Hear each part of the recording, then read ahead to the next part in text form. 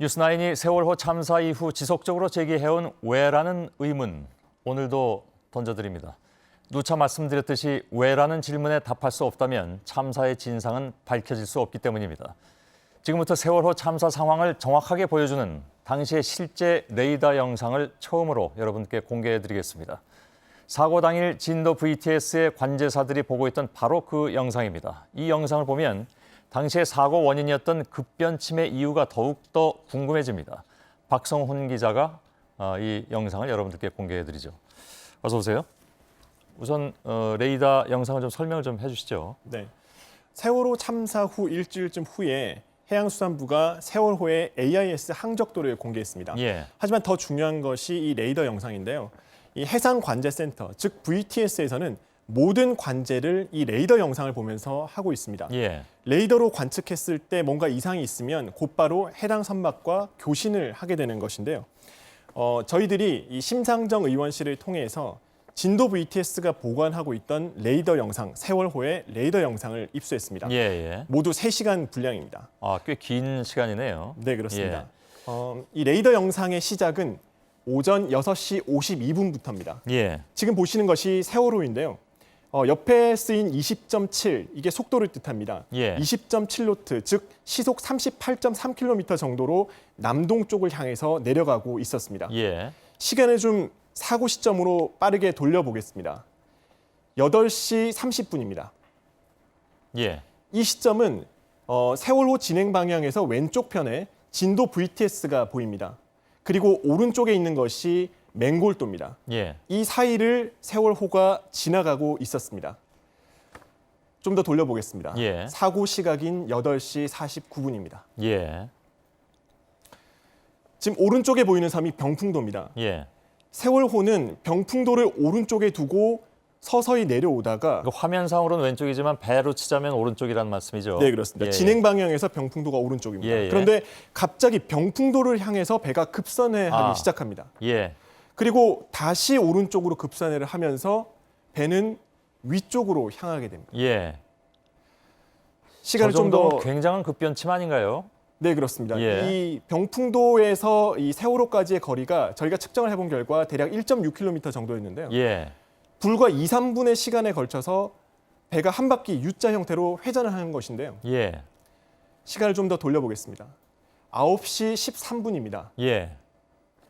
바로 위쪽에 제일 먼저 둘라에이스호가 세월호를 향해서 다가오기 예. 시작합니다. 지금 배가 밑으로 내려가다가 완전히 위쪽으로 급변침을 하면서 돌아서 원래 궤적을 크로스하면서까지 위로 올라가고 있단 말이죠. 네, 그렇습니다. 예. 그러니까 그 팔자를 그리다시피 올라가고 있잖아요. 네, 그렇습니다.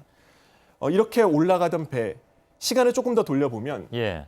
9시 27분. 지금 보이는 것이 헬리콥터입니다. 예. 헬리콥터가 세월호를 향해서 처음 도착하는 것이 잠깐만요. 레이더에 헬리콥터가 어디 도착이 있다는 됐습니다. 얘기입니까? 지금 조금 더 돌려보시면 예. 지금 일직선으로 내려온 선, 예. 이것이 헬리콥터입니다. 그런가요? 예, 예. 지금 저쪽 헬리콥터의 모습이 보입니다. 그리고 지금 저 세월호의 오른쪽 화면상의 오른쪽으로 가고 있는 배가 둘라에이스호입니까? 네, 그렇습니다. 예, 예. 둘라에이스호가 구조를 하기 위해서 세월호에 굉장히 근접하고 있는 모습을 보실 수가 있고요. 예. 9시 33분으로 돌려보겠습니다.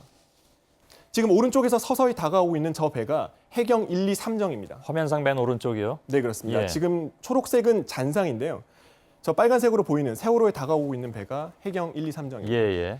그리고 이때부터 주변에 있던 선박들이 세월호를 향해서 근접하기 시작합니다. 예.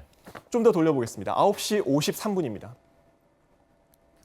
이미 세월호 준변으로 많은 선박이 모여 있고 예. 사방에서 대략 10여 척의 배들이 세월호를 향해서 접근하기 시작합니다. 예. 만약 이 시점에 세월호 안에서 승객들을 향해 탈출 지시가 있었다면 예. 이 주변에 있던 선박들이 승객들을 충분히 그랬겠죠. 구조할 수 있었을 그리고 거라고 저 시간에 이미 생각합니다. 선장등 선원들이 다 탈출한 뒤였습니다. 네, 그렇습니다. 그렇죠. 예. 이 레이더 영상을 다른 그 VTS 관제사하고 분석을 해봤다면서요? 네, 그렇습니다. 예. 뭐라고 저희가 합니까? 이 영상을 입수한 뒤에 검증하기 위해서 분석을 해봤는데 이 다른 기지국에 있는 관제사는 이 영상을 보고는 더 이상 할 말이 없다, 도저히 이해가 안 된다라고 예. 말했습니다. 왜냐하면 이 관제사들은 반드시 이 레이더 영상을 보고 있는 것이 원칙인데 예. 레이더 영상을 보지 않고 있은 것이 아니냐라고 의심스럽다라는 예. 겁니다. 저희가 지금 아마추어인데도 저 항로 궤적을 보면 도저히 이해가 안 가는 굉장한 급변침이 이루어지고 있는데 네, 그렇습니다. 그러면 그런 상황이 벌어지고 있는데 아무도 여기에 교신을 하지 않았느냐? 이건 이해가 안 가는 거 아니겠습니까? 네, 그렇습니다. 그래서 예. 저희가 진도 VTS의 교신록을 다시 확인해 봤는데요. 예, 진도 VTS가 세월호와 처음 교신한 시각이 9시 7분입니다. 예, 급변침이 된 시각으로부터 17분이 지난 후에 첫 교신이 이루어진 것인데 예. 과연 17분 동안 진도 VTS가 무엇을 했는지 규명이 되어야 할 부분입니다. 예. 거기 핵심적인 이유가 있을 수도 있는 거니까요. 근데 이게 예방 기능을 하는 도메인 워치라는 게 있는 걸로 알고 있습니다. 해경이 네, 세월호에 이 도메인 워치 예방 기능을 설정했다고 들었습니다. 그건 어떤 건지 우선 설명해 주시고 뭐가 문제가 있었는지 좀 얘기를 해줄까요? 네. 7시 7분 사고 전 상황을 잠시 보겠습니다. 예. 지금 그 세월호 밑에 홀리페어리호라는 곳에 원이 그려져 있는데요. 예. 이것이 도메인 워치라는 기능입니다. 이 사고 어떤 선박에 도메인 워치 기능을 설정하면 예. 그 원 안에 어떤 선박이 들어올 경우 저렇게 빨간색으로 변하게 예. 됩니다. 그런데 이 7시 7분 영상을 보시면 예. 세월호가 내려오면서 이 홀리페어리호에 매우 근접하게 됩니다. 아, 그 도메인 워치 원 안에 들어가네요. 네, 예. 이 원 안에 들어가면서 이 그 홀리페어리호가 빨간색으로 바뀌게 되고 예. 이것이 경보가 울리게 되는 기능이거든요. 이 거리가 저희가 측정해 본 바 대략 600여 미터 정도 되는 것으로 나왔습니다. 예. 그런데 이때 이 진도 VTS에서는 2배의 아무런 교신을 하지 않은 것이 확인됐습니다. 예.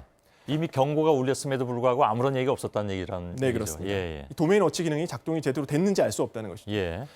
또 있습니다. 사고가 발생하기 10분 전, 다시 말해서 8시 35분 영상을 한번 보시겠습니다. 예. 8시 35분. 예. 네, 왼쪽에 세월호고 오른쪽에 삼령호가 지나가고 있습니다. 예. 2배의 위험 반경이 저렇게 겹치고 있습니다. 예. 그럼에도 불구하고 이때 당시에도 진도 VTS에서는 2배의 어떤 교신도 하지 않은 겁니다. 예. 화면을 다시 뒤로 돌리고 있습니다. 여기 그 레이더에 보면 배 이름까지 다 이렇게 뜨는군요. 네, 오른쪽에 삼형이라고 돼 있고 왼쪽에 세월이라고 돼 있는데 서로 도메인 워치로 설정해 놓은 원이 겹치고 있다라는 것은 누가 봐도 위험한 상황일 수 있는데 아무도 관제하지 않았다. 이건 좀 이해가 안 가네요. 네, 그렇습니다. 예, 그래서 예. 이런 도메인 워치 기능, 즉 사고 예방 기능이 있었다라고 해경이 얘기했지만 도대체 예. 어떻게 활용됐는지 규명이 필요합니다. 예. 자, 그렇다면 세월호가 급변침한 원인 이것이 사실은 이번 참사의 가장 핵심적인 으로 우리가 알아봐야 될 문제인데 네. 아무도 지금 여기에 대해서 얘기해주고 있지 않습니다, 그렇죠?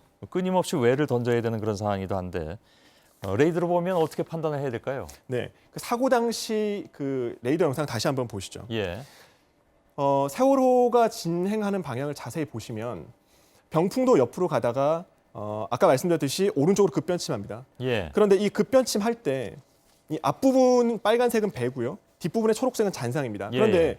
지나고 나서 조금 더 보시면 뒷부분에 저 주황색 표시가 나타나죠. 예. 저 주황색 표시는 세월호에서 떨어진 컨테이너입니다. 아, 예.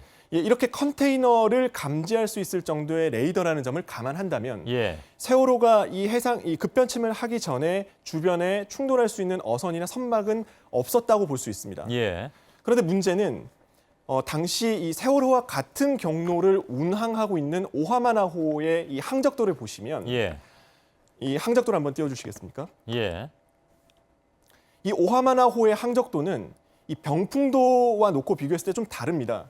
지금 저 빨간색 오하마나호의 항적도에 이 예. 빨간색 안에 보면 병풍도가 있는데요. 이 항로는 병풍도에서 멀어지는 쪽으로 가면서 진행하게 되어 있습니다. 예, 그런데 세월호는 병풍도 쪽으로 급하게 우회전, 다시 말해서 변침을 합니다. 예, 정상적인 경로라면 병풍도를 벗어나는 쪽, 다시 말해서 장애물을 벗어나는 쪽으로 갔어야 되는 저 항로 그리고 예. 변침이 왜 세월호에서는 병풍도를 향해서 급하게 우측으로 변침을 하는 것인가? 예. 이 부분 역시 규명이 되어야 할 대목입니다. 예.